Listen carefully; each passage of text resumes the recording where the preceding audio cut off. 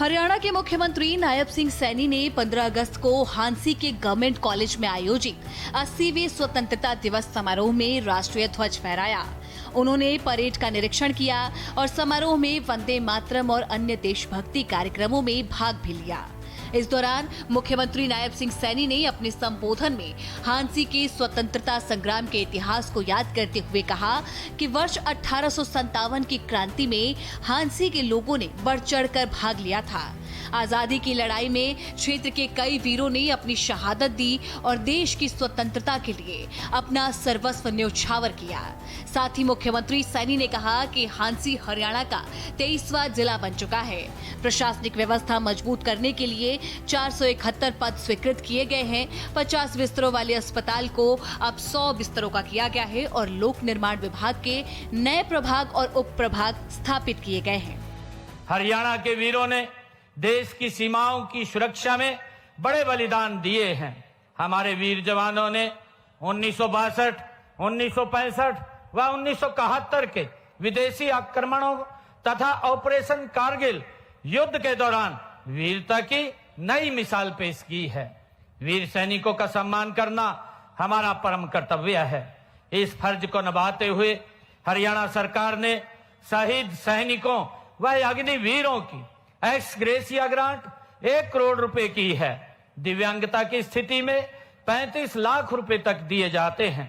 शहीदों के 423 आश्रितों को नौकरी भी दी है। हमने हांसी को विकसित क्षेत्र बनाने के लिए इसे जिला बनाया है।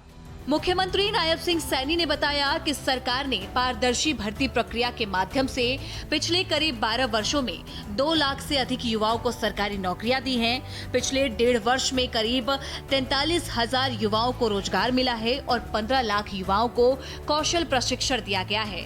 ई गवर्नेंस से भ्रष्टाचार और बिचौलियों की भूमिका कम हुई है। वहीं किसानों के लिए सरकार की उपलब्धियां गिनवाते हुए मुख्यमंत्री ने कहा कि राज्य में 24 फसलों की MSP पर खरीद की जा रही है और अब तक 12 लाख किसानों के खातों में फसल खरीद के 1,86,000 करोड़ रुपए सीधे भेजे जा चुके हैं। किसानों को फसल क्षति के मुआवजे के रूप में करीब 16,000 करोड़ रुपए दिए गए हैं और साथ ही मुख्यमंत्री सैनी ने बताया कि सामाजिक सुरक्षा पेंशन बढ़ाकर 3,200 रुपए मासिक की गई है।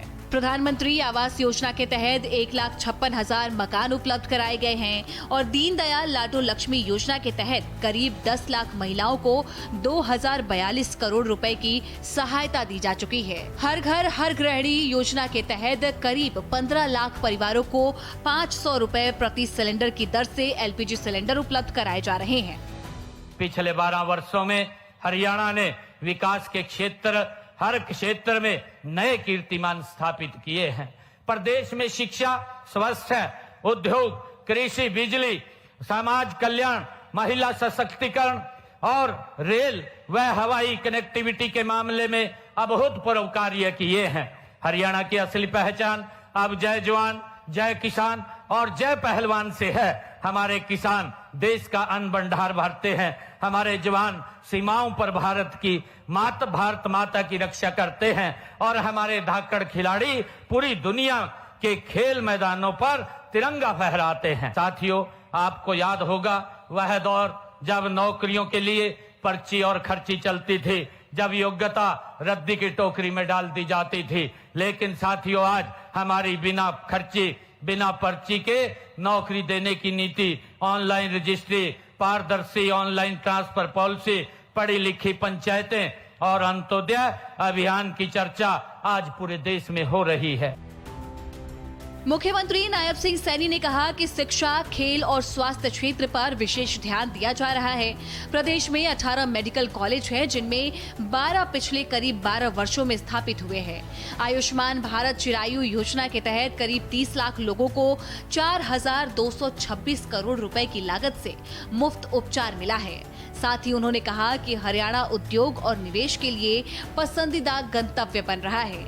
नई औद्योगिक नीतियों के माध्यम से अगले 5 वर्षों में 5 लाख करोड़ रुपए का निवेश और 10 लाख रोजगार के अवसर सृजित करने का लक्ष्य रखा गया है। मुख्यमंत्री सैनी ने प्रदेशवासियों से विकसित और आत्मनिर्भर हरियाणा के निर्माण में योगदान देने का आह्वान भी किया।